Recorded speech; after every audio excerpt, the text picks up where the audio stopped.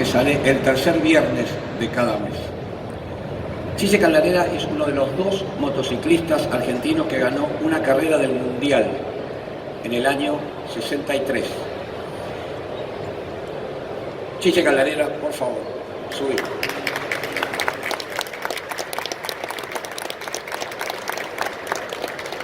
Sentate acá. Gracias, señor, muy amable. Por favor, un gusto. Chiche protagonizó lo que en la historia del motociclismo nacional se conoce como la época de oro del motociclismo, donde había pilotos como Jorge Kisling, los hermanos Salatino y él, que ganaron campeonatos argentinos, campeonatos sudamericanos, y 2 ganaron una carrera por el campeonato del mundo de 500, lo que hoy sería el MotoGP. Contame, Chiche, ¿cómo fue esa carrera donde vos ganaste el Mundial en la Argentina? Veníamos de correr varias carreras en la Argentina porque los mundiales empezaron en el año 61. Yo empecé a correr en 59, en 500, así que la previa fue en el 59 y 60, y en el 61 empezaron los mundiales, donde venían corredores de todos los países, y en la Argentina era la última fecha para el mundial, o sea que se tenían que definir campeonatos, y entonces venían, la mayoría que estaban disputando el campeonato venían. Y eso nos dio la posibilidad de competir con los extranjeros. Entonces prepararse para una carrera de un mundial era muy emocionante porque íbamos a ver figuras que las veíamos en figuritas, entonces directamente las veíamos en las revistas, no es como la tecnología de ahora que lo tenés online en el teléfono. Así que bueno, preparar la moto, y en una palabra, salir a entrenar era lo más lindo, porque salías a entrenar con todos los mejores. Entonces, veía lo que hacían ellos y no desentonábamos en lo que hacíamos nosotros. Así que bueno, me tocó ganar esa carrera, la verdad que fue muy linda. ¿Y cómo fue esa carrera? Recordame cómo fue esa carrera. Esa carrera... ¿Cómo la peleaste? ¿Cómo la trabajaste? Como ustedes saben, en ese momento había que empujar la moto, arrancarla. El silencio previo a la largada era muy emocionante porque vos estás mirando muy atento a la bajada de bandera y tenés que empujarla y rogás a Dios que arranque enseguida. El problema mío era ese, en una monocilíndrica, empujarla. Yo pesaba 60 kilos y la estatura no era adecuada, entonces me costaba bastante. Bueno, por suerte arranqué bien y tuvimos la suerte de poder picar en punta con Juan Carlos Salatino. Entonces hicimos una lucha entre los dos que prácticamente los pilotos extranjeros no nos pudieron seguir.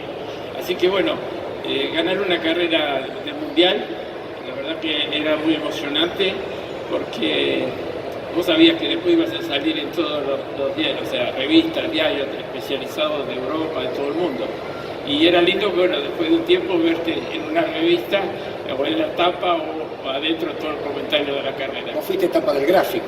Fui tapa de gráfico en el año 60 porque gané el campeonato argentino y sudamericano.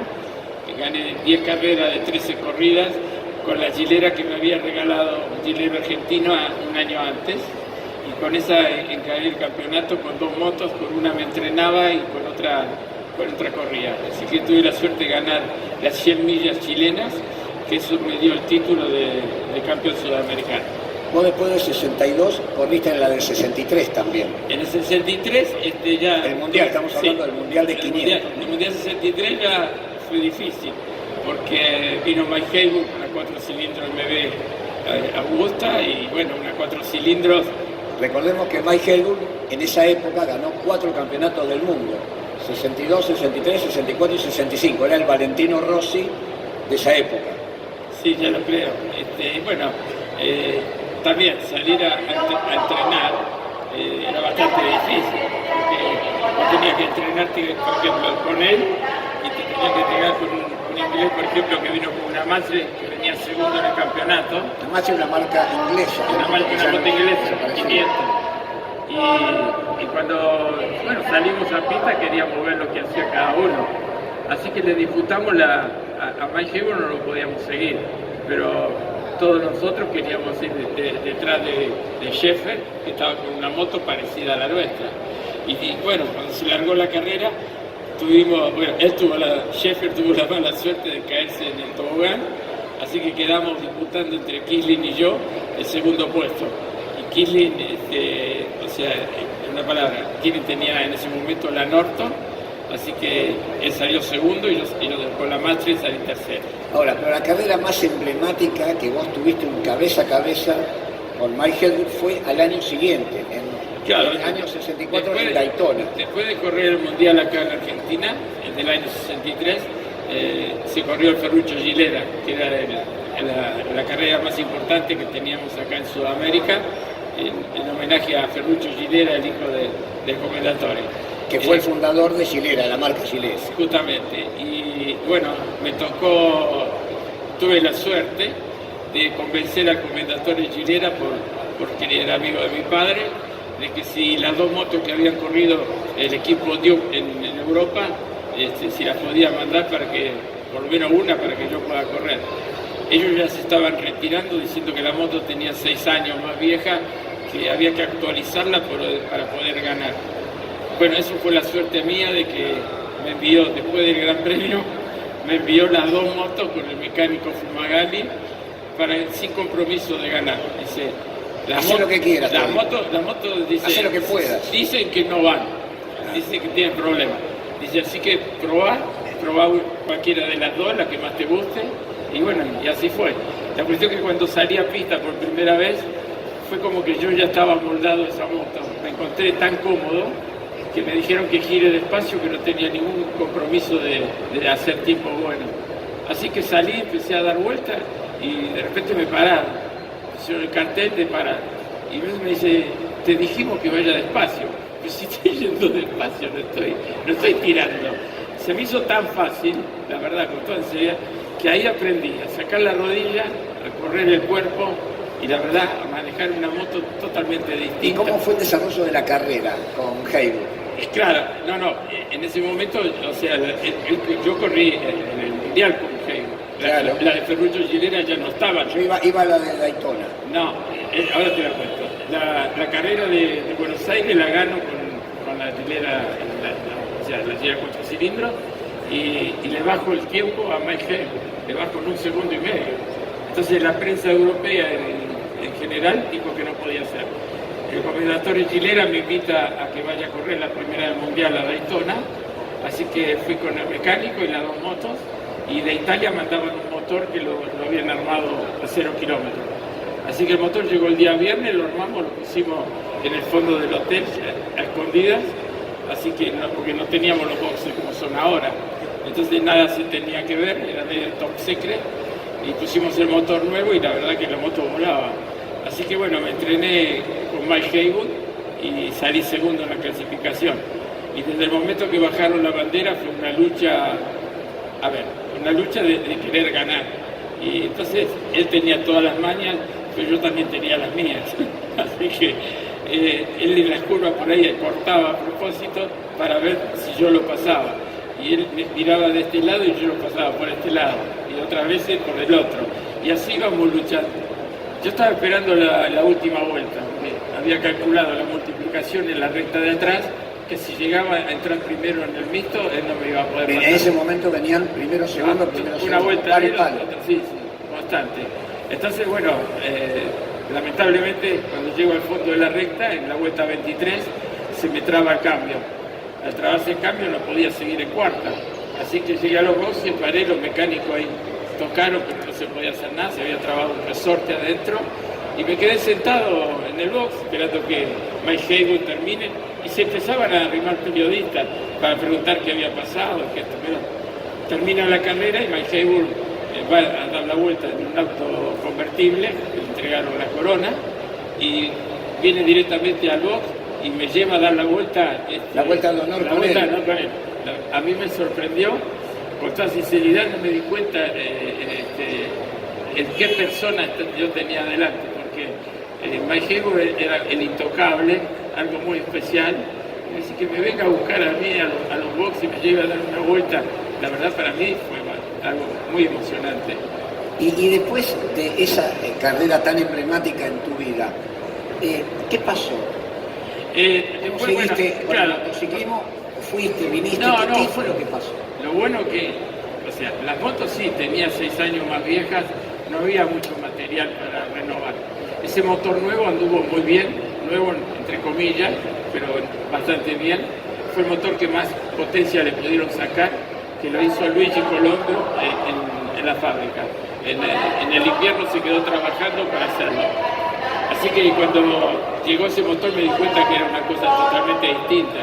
Así que después de la actuación de Daytona me llega un telegrama que me invitaba a correr algunas carreras del Mundial en Europa y el campeonato italiano.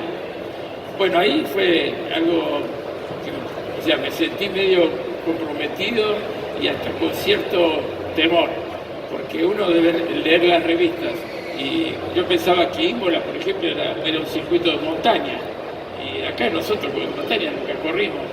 Y uno de leer las revistas y todo eso no te daba noción de cómo eran los circuitos. La mayoría eran todos semipermanentes, pocos autódromos. Así que bueno, me fui pensando qué sería de mí cuando llegara a Italia. Así que cuando llegué a Italia me entrené en Monza. ¿Con quién fuiste a Italia? Me llevaron fui con mi padre, que lo invitaron a que esté conmigo. Y previo a irme a Italia, firmé un contrato que yo no iba a cobrar nada, ningún premio ni derechos de partida, que Gilera me iba a pagar todo lo que yo tenía que hacer, los traslados, todos los entrenamientos, todo el hotel, todo pagaba Gilera. Y el contrato lo firmé con mucha gracia y muy lindo, porque gracias a eso pude estar en Europa. ¿Cuántas carreras corriste? Vos ahí fuiste para la Copa Shell. Sí, la primera fue la Copa de Oro Shell, que empieza corriéndose en Imola, y después se corre en Cesenático, después se corre en Vallelunga, Roma, después se corre en San Remo. Entonces esas carreras son de campeón. Y la suerte fue cuando me pusieron el primer número, suerte digo ahora, yo aún no me di cuenta. Y utilicé el 46 desde ese momento para correr el campeonato italiano. Así que bueno, todas las fotos que ustedes ven cuando yo ven el número 46 es del campeonato italiano, de los cuales, bueno, menos Cesenático, la demás la gané. O sea, vos saliste campeón italiano. No me dieron el título porque, bueno, era argentino. Porque no eras del todo Italia, eras argentino. Pero igual, el puntaje, bueno, gané campeonato, la verdad, muy bueno. Y decime, ¿y por qué no seguiste corriendo después? ¿Por qué no te metiste más en el Mundial? Vos tenías un afecto muy particular con Gilera. El tema pasa por muchas cosas. A mí Gilera me dio todo. O sea, porque el hecho de darme la Gilera 4 cilindros para correr era un sueño de cualquier piloto argentino que hubiera corrido con Gilera. Así que para mí el sueño se cumplió desde el momento que me subí a la moto. Y tomabas un compromiso como de marca, a ver, como River Boca. Si sos de River no sos de Boca o al revés. En este caso Gilera era muy fuerte y lo que más tenía de contrincante era MB. O sea, MB Agusta. MB Agusta, con toda sinceridad, no sé qué había pasado, pero con las demás fábricas no, al contrario, todo bien. Pero con MB había una tirantez. Así que bueno, yo corrí todo el campeonato del año 64. El Commendatore ya estaba vendiendo la fábrica, o sea, ya no tenían ganas de seguir, porque los nietos no se hacían cargo de la fábrica. Tuve muchos problemas para sacar la moto y prepararla porque había huelgas, pero bueno, me dejaron correr y pude participar en las carreras. Fui a Francorchamps, fui a Assen y siempre peleándole la punta a Mike Haywood, pero los motores se rompían. Así que decidieron armar un motor otra vez, lo más nuevo posible para Monza. En la carrera lo dejé, no lo quise seguir para no romperlo, cuidé y el motor aguantaba bien. Así que en una vuelta probé de tirar fuerte, hice el récord de 196 de media. Así que esa vuelta quedó marcada por un en la tiempo. historia. Y, claro. sí, y así que la verdad, tenía que doblar en los curbones como venía, así que cerrar los ojos, entrar y hacerlo. Y antes de largar, en el último momento, como tuvimos problemas los días previos, cambié la multiplicación justo antes de largar, para hacer el curvón, el más veloz era el fondo de la recta. Y ese, según decían, que los corredores anteriores lo hacían a fondo en quinta. Yo, la verdad, no lo podía hacer en quinta a fondo porque cuando salía, el freno que generaba el hecho de doblar la moto se bajaba a 9.000 vueltas. Entonces 9.000 vueltas no tiene buena potencia. Entonces, ¿qué hacía? En plena curva le bajaba un cambio, lo ponía en cuarta, lo subía a 10.500 y apenas salía del curbón ponía quinta otra vez. Y así me salió el récord. Entonces, bueno, el récord y estar en el podio en Monza, algo increíble, y que Mike Haywood me toque la cabeza como diciendo, este chiquitito. Decime, Chiche, ¿cómo ves vos las diferencias entre las carreras de antes y las de hoy? Digamos, ¿cuáles crees que son las mayores diferencias? Y son muy grandes las diferencias. Usted tiene que pensar que nosotros corríamos sentados prácticamente a la altura del eje trasero, íbamos bien estirados y la rueda delantera lo más liviana posible. Entonces, ¿qué pasaba? El límite de velocidad te lo daba la rueda delantera. Cuando vos doblabas en un curbón, una curva fuerte, la moto se alivianaba de adelante, te sentías que no tenías dirección. Como que flotaba. Claro, te quedaba flotando. Y ese era el límite. Entonces, lógico, la moto manejar esto, los frenos, se imaginan que en el momento de la frenada, vos exigías el freno con todo, era de mordazas, con campana, en ese momento se ponían al rojo. Entonces, cuando vos soltabas el freno, había como una fracción de segundo que esperaba que se suelte, porque quedaba como medio pegado. Entonces, cuando entrabas a la curva tenías que tener cuidado de que no esté frenada, pues si no, enseguida te caías. Y bueno, con toda sinceridad, ahí aprendí a colgarme de la moto de una manera bastante fuerte, no como lo que hacen ahora, pero el hecho de sacar el cuerpo de la moto me daba la posibilidad de poder acelerar, en la mitad de la curva ya poder acelerar. Con respecto a las motos de ahora, no se puede pensar que yo corría a esto, nada que ver. Si las velocidades no variaran mucho, porque andar a 260, sí, pero para yo llegar a 260 necesitaba una recta mínimo de 1.500 metros. Entonces, hoy en 800 metros, la recta, los pilotos están a más de 300. El hecho de manejar una moto de las de ahora requiere, una técnica de manejo totalmente distinta. Es como que vos te subís a la moto y la moto te queda, como que te quedas recostado de la moto. ¿Cómo analizás esa postura? Claro, esa postura hace de que la moto vos la inclinás a lo mejor más, pero el piloto, en vez de estar arriba, está acá al costado. O sea que el centro de gravedad forma un triángulo de una manera que la moto se mantiene mejor. Y otra cosa, cuando vos estás doblando, estás con la rodilla tocando el suelo, y esa rodilla que vos sentís en el suelo es como que la que te está marcando la presión y estás sintiendo el límite. Aparte, las motos de ahora tienen control de tracción, control de rebote, freno con todo. Las cubiertas, los compuestos de las cubiertas. Lo menos, escúchame, Chiche, lo vemos a Márquez, casi apuya el hombro. Claro, lo que pasa es que para poner a punto una moto hoy para la carrera es más difícil que la época que yo corría. Yo tenía 2 o 3 cosas para tocar: multiplicación, presión de neumático y algún amortiguador que tenía regulable y nada más. En este caso acá tenés todo para regular, y el control de tracción y todo lo que es la electrónica está regulada para cada curva. O sea, programan el setup de la moto, la ponen a punto el piloto con el jefe de telemetría y la parte electrónica, y cada curva abre el acelerador de tal manera que no se le escape, porque si no tenés el control de tracción, la moto tiene más de 300 caballos. Es muy difícil poder estar en curva manejando y controlar la potencia. Por lo tanto, que el control de tracción lo tenés que usar sí o sí. Y como tenés curvas a derecha, curvas a izquierda, de distintos radios, se va probando en qué máxima se puede ir poniendo. Ustedes se recuerdan que hace una carrera unos años atrás, que por ejemplo Márquez lo choca a Pedrosa en la frenada y le vuela el sensor de control de tracción. Pedrosa no se dio cuenta porque sintió un roce nada más y no se dio cuenta. Cuando dobló y aceleró, la moto lo tiró para arriba. Es muy difícil manejar 300 caballos si no pones todo a punto de tal manera que se debe controlar todo. Y eso lo hace, yo pregunté tanto a Ducati como a Aprilia, y los jefes de equipo dicen lo pone a punto el piloto junto con el técnico.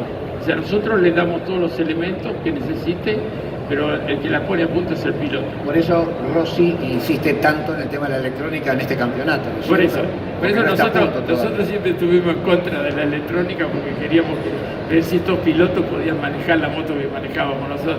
Es imposible, Claro. es imposible. Yo tampoco podría manejar una moto de la de ellos con tanta potencia, no estoy Decime, acostumbrado. y desde el punto de vista de los compromisos que los pilotos tienen con la marca, porque antes la sensación era que un piloto era de la misma marca casi toda la vida, o toda su carrera deportiva, y hoy es diferente. Claro, en la ¿Cómo lo época, ves eso? por eso, en la época que yo corría para la marca, para Gilera, y la moto no tenía publicidad de nada. Así que, bueno, ¿Cómo se sostenía? se sostenía por todo el apoyo de la fábrica. Directamente todo lo que conseguía era todo porque tenían productos para vender. O sea, el hecho que ganara la marca, el lunes posiblemente vendía más motos. Y eso era lo que para eso corríamos. Los buzos nuestros eran negros, o sea, y poca protección. Y en el casco era lo que usábamos como publicidad, que por ejemplo la mayoría yo le puse el número 3, y lo heredé de mi padre. ¿Por qué le pusiste el número 3? El número 3 ¿Usaba tu porque papá? mi padre ganó 2 campeonatos argentinos de 500 con la Saturno y no cambió el número. Él corría con el 3, podía haber usado el 1 y no lo cambió. Y bueno, yo como la primera moto que me subí, Saturno, para correr Era la aquí, Gilera. era la moto de él, así que le dejé el número 3 y salí a correr con el número 3. Muchas veces dicen que posiblemente el 3 era porque somos 3 los Caldarela, pero no es eso. Tu papá, vos Sí, y tu hermano. claro, y no era porque, bueno, yo quise tener el número 3. Y vos también le pones Florida. Y Florida porque, a ver, yo cuando llegué a correr a Europa y decía Florida, decía, Florida, Estados Unidos. No, Florida. Bueno, porque es lógico, porque era un homenaje a todos los amigos que yo tuve siempre en Florida. En Florida, Vicente López. Sí. Contame cómo era esa etapa, cómo descubriste la moto con tu papá, cómo te las hizo descubrir tu papá la moto. Yo nací, diríamos que si los médicos dicen que cuando la madre está gestando al hijo, el hijo puede estar escuchando sonidos, música y cosas que como que le penetra. Mi padre corría con mi tío de Mar del Plata, Vicente Pistorio, que era el hermano de mi mamá, que fue el que le dio la primera posibilidad a mi padre de correr. Entonces, o sea, yo pienso de que nace en mí desde que yo estaba, mi madre gestándome.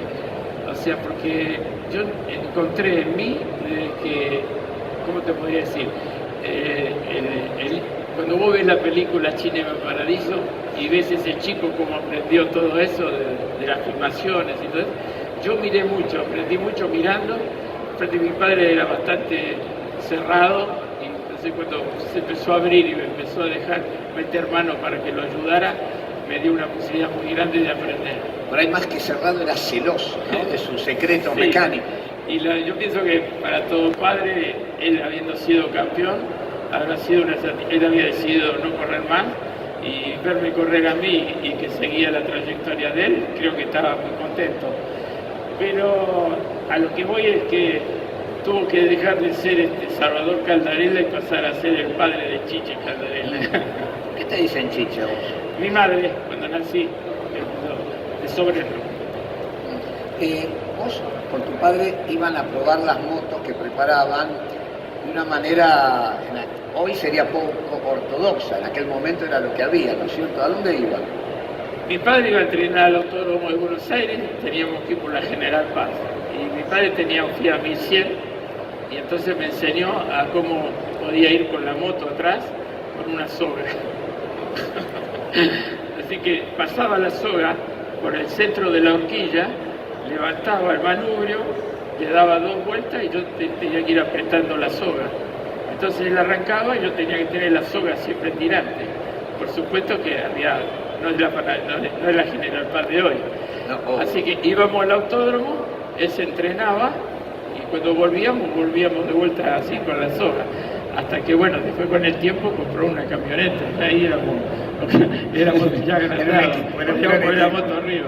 Es decir, y cuando las probaban en la Panamericana, ¿cómo era? En la Panamericana se probaba... En la vieja Panamericana. Sí, la Panamericana de ahora estaba el tramo abierto recién asfaltado, que era de Malavera hasta de Melo.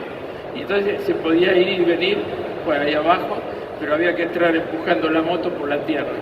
Así que yo tuve muchas oportunidades de poder ir a ablandarle la moto a Alfa Romeo, que era una moto chiquita, 50 centímetros cúbicos, y para mí era venir del colegio y agarrar la moto y que me dejen ir a probarla y a ablandársela a la Panamericana, para mí es una satisfacción muy grande. Y ahí, aunque te parezca mentira, aprendí cuánto influye la posición de manejo. O sea, cuando uno abría los brazos, se venía para atrás, si me levantaba lo mismo. O sea que había que estar muy pegados en una sola pieza con la moto, porque basta que cualquier cosa que saliera, la moto se venía para atrás, poca potencia. Entonces ahí aprendí cómo influye una subida, cuánto influye una bajada. O sea, aprendí tantas cosas con esa motito chiquita, con la Alpino, que corría Alfa Romeo, que la verdad aprendí mucho con eso. Es importante que el piloto también sepa mucho de mecánica. En la época mía sí, era bueno saber, porque los motores no tenían el corte como tienen ahora. El motor tiene que girar en 10.000 vueltas, a los 10.000 sí, ya entra el corte. En la nuestra no, tú tenías 50 vueltas con doble aguja. La doble aguja era ¿para qué? Para que cuando vos acelerabas y llegabas a las 6.000 vueltas, en el caso del Saturno, tenía que llegar a 6.000 vueltas. Cuando llegabas a 6.000 vueltas vos tenías que hacer el cambio. Entonces, ¿qué pasaba? Si se pasaba de vuelta la roja, quedaba siempre más arriba. Entonces por ahí quedaba en 6.2, entonces cuando parabas en los boxes, seguro que recibías una mala nota. Y conociendo el motor, yo sabía lo que pasaba. Lo que pasaba es que las válvulas, como tienen tantos grados de inclinación, se pellizcaban, los resortes no daban a tiempo a cerrar la válvula, y entonces por la alzada de la leva, entonces se pellizcaban las válvulas, no se rompía, pero la moto perdía totalmente la potencia. Así que todas esas cosas había que estudiarlas. En la fábrica chilera me quedé con los mecánicos trabajando para ver cómo se trabajaban los motores. Hoy los pilotos no es necesario que sepan tanto de mecánica, ¿no? No creo que los pilotos les interese la parte mecánica, sino más poner a punto la moto, que es más importante. Sí, vos tuviste un paréntesis en donde fuiste a las 4 ruedas. Vos participaste en la Fórmula 2 en Europa. ¿Cómo fue esa experiencia? Yo, bueno, lo que pasa es que hay muchas cosas que pasan en la vida de un piloto, y a veces con el tiempo uno las puede decir. Yo ahora te puedo decir que a mí, yo cuando volví de Europa, lo único que me traje fue algunos premios que me dejaron los clubes, o sea, el premio del club, que era chiquito. La plaqueta, digamos. La plaqueta más un cheque que era muy liviano, y eso en la segunda carrera Gilera me dijo que eso, el cheque como me lo daban a mi nombre, que vaya, abra una cuenta en el banco y lo deposite. En el transcurso de los meses que corrí, de la carrera que corrí, esa plata me dio para comprarme un Fiat 600 usado acá en Argentina. O sea, el primer accidente que tuve fue de la plata.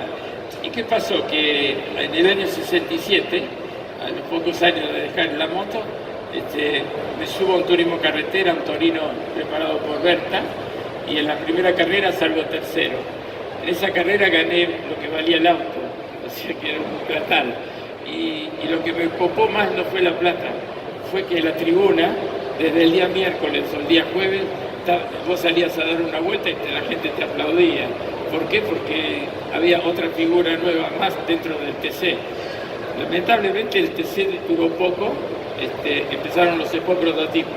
Y con el afán de seguir aumentando, o sea, mi carrera deportiva, me subí a un prototipo Ford, que fue un auto muy revolucionario, pero también es una locura, con un alerón movible para que en la frenada, o sea, el auto se pudiera cargar bien de atrás o ponerlo en algunos curvones, pero era tan grande que si lo manejaba el acompañante, si el acompañante se equivocaba un poco, yo creo que no doblaba. y así que lo usábamos solo en la frenada y ganábamos 50 metros. La primera carrera, con el motor que habían armado los que habían hecho el auto, no andaba muy bien y prácticamente se rompió. Y a la segunda carrera estaban los Falcon angostados del equipo, uno era del Loli y otro de Galvato, entonces me dieron un motor de esos. Lo de Reutemann y Carmelo Galvato. Entonces le pusimos ese motor y salí a probar, y en la primera curva en el Saloto se me salió la rueda, porque no tenía palier flotante. Así que tuvieron que trabajar desde el viernes hasta el sábado a última hora, trabajando haciendo palier flotante. Y ahí vino el riesgo peor, porque cuando salí a dar vuelta había llovido, se secó la pista y toda la máquina, todo estaba mojado. Así que cuando doblé en el curvón primera vuelta, tranquilo. La segunda vuelta, digo, bueno, la verdad que el auto era una cosa de loco, la diferencia de potencia. Y salí de Saloto y encaré Ascari, que era un curvón, que el volante prácticamente ni se movía. Se alivianaba un poco el auto ahí en el salto que había y entraba después de Ascari. El auto se alivianó, pero se alivianó demasiado. Y me fui a comer 7 postes y bueno, la pierna la tengo con unos cuantos tornillos y una plaqueta por el auto, no por la moto. Y de cuando fuiste, pero vos fuiste después de eso, te fuiste a Europa. Claro, después cuando me recuperé, ¿Cuándo te recuperaste? estaba el equipo del ACA con Mauricio Franco y el Lole Reutemann con los Fórmula 3 con motor Fiat. Así que bueno, como Franco se había accidentado con el Berta LR, tuve la posibilidad de ocupar la banca que había quedado libre. Así que yo salí segundo, terminamos el campeonato. El Lole salió primero, yo salí segundo. Como premio nos mandan a Europa a correr el Mundial. Con el ACA, el auspicio del ACA era. Todo auspicio del ACA y PF. Así que, bueno, nos fuimos se compraron 2 autos nuevos, todo. ¿Qué época esa, no? Sí, o sea que caímos con mucha plata en ese momento. Y se armó el equipo, pero la primera carrera no la pudimos correr porque la fábrica había huelga en Inglaterra y no entregaban los materiales, por ejemplo, todo el instrumental y todas esas cosas. Así que la primera carrera que corrí, yo la corrí en España, en Montjuïc, y clasifiqué. Por ejemplo, yo estaba el 10º y el Lole 11. Largamos la carrera y avancé unos cuantos puestos y me puse a la cola de Fittipaldi, que también se iniciaba. Y a mitad de carrera siento que el motor hizo una quedada y cuando miré por el espejo era todo prendido a fuego. Se había cortado un inyector y el inyector tiraba nafta arriba del distribuidor y se prendió fuego. Bueno, el extinguidor lo accioné, paré y listo. Y esa fue, con toda sinceridad, el primer desafío grande que tuve. Después, bueno, había que haber hecho otras cosas. El Lole tuvo más suerte que yo. Desde el primer día que se subió al auto, por ejemplo, pudo correr en Hockenheim, por la ayuda que yo le hice hacer con la gente de Tecno, que eran italianos, porque lamentablemente el auto de Lole no arrancaba y no se sabía, los mecánicos de acá no tenían experiencia. Y los que habrán visto la película Grand Prix creo que van a recordar lo que voy a decir, que con la aceitera llena de nafta se mandaban a las toberas de admisión, primero la inundaban de nafta, con esta mano tapaban la primera boca y con el brazo tapaban las otras 3. Y vos le dabas arranque, entonces ahí arrancaba. Hicieron eso, un mecánico de la Tecno que yo lo conocía, agarró, vino, le hizo eso y arrancó. Y yo no pude salir a pista porque estaba el auto, tuvo más de 5 minutos en marcha sin agua. Se habían olvidado ponerle agua, así que no pude salir. En fin, la del auto es muy larga. Sí, decime, y ahora volviendo a la moto. Vos que tu especialidad es las motos de pista, las motos de carrera, creo que más te gusta, donde te sentís más cómodo por físico y por experiencia. ¿Qué consejo le darías a los chicos que están manejando o que empiezan, ya sea en la calle con una moto de street o semi-racing, o los que quieren ir a competir? Antes de la competición pienso que puedo hablarle a aquella persona, aquel chico que desea tener una moto, como todos siempre fuimos de tener una motito para poderse mover. Hoy veo que tenés todos los modelos que quieras. Para mí lo primero es buscar una moto que vos te sientas cómodo, que llegue bien al suelo, que te la puedas manejar. Empezar con poca potencia y todo. Pero lo más importante es tener noción de dónde se debe circular por una moto. O sea, la moto no puede ir por cualquier riel o entre medio de los autos moviéndose como lo vemos a diario. O sea, es una cosa que en cualquier momento hay algo que pasa que lamentablemente lo tenemos que sufrir. Bueno, yo creo espera, que eso no... pero vamos a hablar, ¿cómo el consejo es para el que quiere subirse una moto, digamos, pero no tanto de seguridad vial, sino en cuanto a la postura, en cuanto a la actitud, en cuanto al cariño, si se quiere, que le tiene que tener al vehículo? La moto en el momento que vos la comprás, le tenés que tener amor a esa moto, o sea te lleva a enamorarte de la moto porque te gusta, no la comprás, la elegís y te gusta, bueno, como cuando elegís a una mujer, por supuesto. Y hablando de mujeres, las mujeres, o sea, son las que mejor postura tienen hoy arriba de la moto. Yo lo veo a diario, me doy cuenta cada vez manejan más mujeres. Que la mujer tiene una postura perfecta. En cambio los hombres van con los brazos abiertos, las piernas desparramadas. La postura arriba de la moto es una. Vos la moto la tenés que tener apretada con las rodillas, siempre en el tanque, los pies bien puestos sobre los pedalines y tener un manejo fácil con los brazos. Muchas veces dicen, pero yo una moto de velocidad no la puedo manejar porque me duele enseguida los brazos. Y es lógico, porque es una moto de racing, una moto de carrera, es para ir acostado, toda la parte del pecho tiene que ir apoyada sobre el tanque, y los brazos son para hacer esto, no para que la muñeca te tenga que cargar todo el peso del cuerpo. Entonces, si vos vas de esta manera, podés manejar mucho más fácil. Entonces, la moto se maneja, ya te digo, moviendo el manubrio y generando presión sobre los pedalines y las rodillas. Cuando doblás para un lado, haces la fuerza contraria. Decime, ¿y qué consejos vos le darías a los jóvenes, sobre todo, a la hora de manejar en cuanto a la seguridad vial? ¿Qué es lo que se tiene que tener en cuenta? O sea, primero para arrancar y después para circular. ¿Qué es lo que vos ves que está pasando hoy y qué es lo que vos tenés que no se tiene que hacer? Lo primero que veo es que tienen que tener la ropa adecuada, porque andar en moto no se puede andar con poca ropa liviana, porque tenemos que pensar que todo el tránsito... O sea, en ojotas no. No,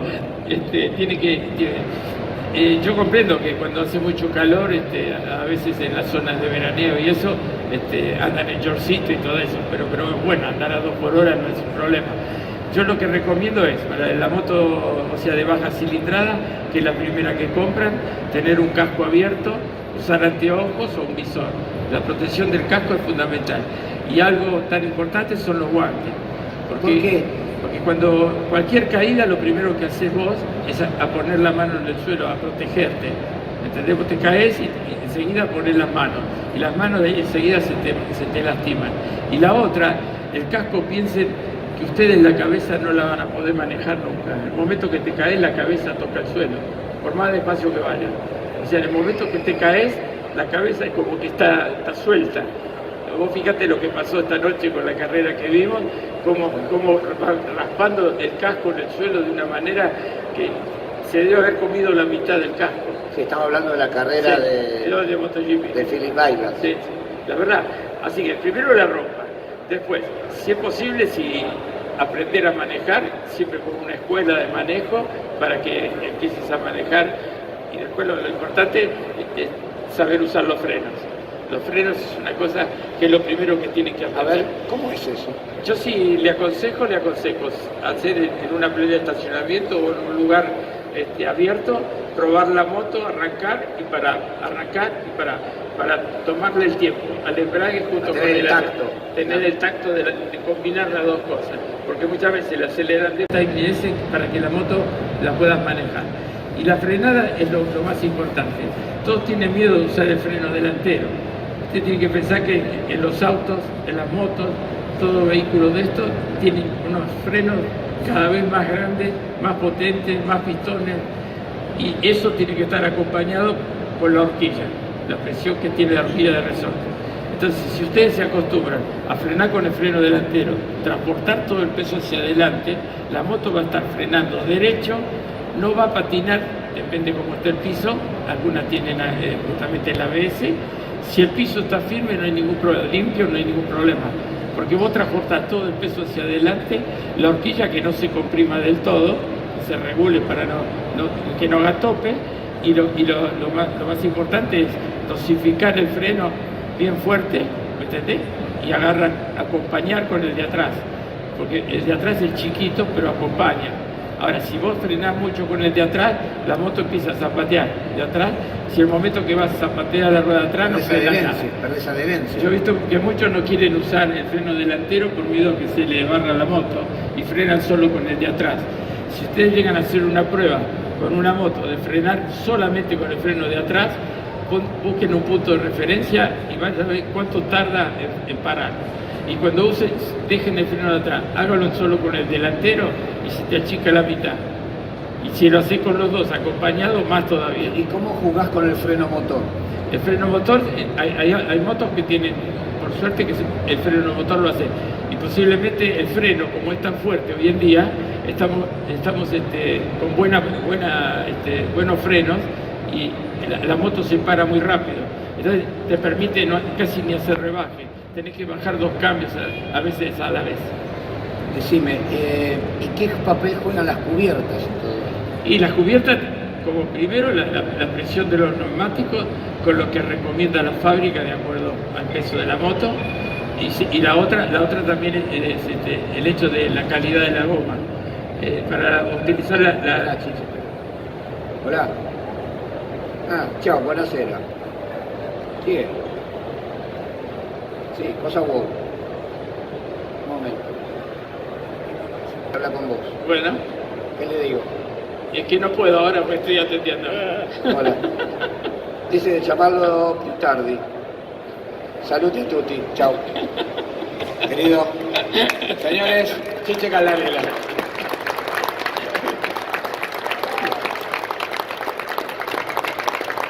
Pero yo lo que quiero dejar, o sea, la gente me dice cómo puede ser que estás todavía andando en moto y todo. He tenido la suerte. Perdón. El señor tiene 78 años recién cumplidos, ¿eh? Y hoy se sube a una moto y te puedo asegurar que en un autódromo limpia los escapes. Lo mostramos en las pruebas pruebas para el diario. Esa es la suerte que tengo de haber entrado en el suplemento de Clarín y que tengo la oportunidad de probar todos los tipos de motos que hay andando en el país. Por eso digo que elijan la moto que se sienta cómodo, la cilindrada también, pero lo que más le digo es que a la moto hay que enamorarse de la moto. Cuando vos te enamorás de la moto, estás todo el día limpiándola y el hecho de limpiarla es un hecho de controlarla, porque controlar la cadena, controlar la presión de la goma, todo. No es como el auto que vos te subís y salís. La moto requiere unos segundos previos a hacer una serie de controles. Así que si aman la moto, la van a tener siempre bien. Muy bien.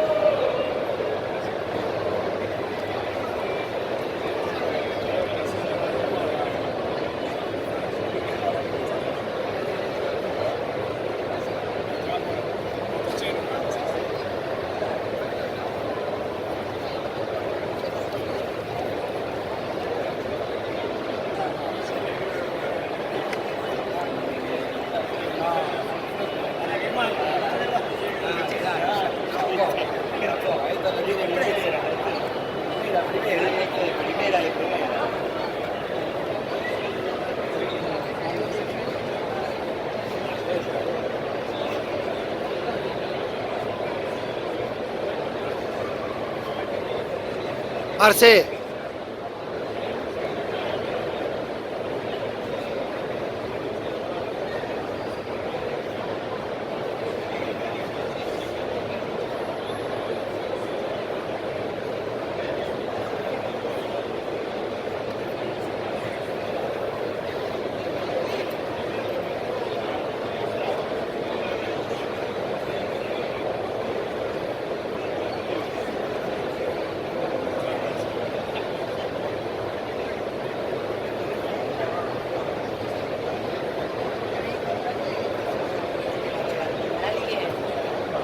¿Vas a saludar o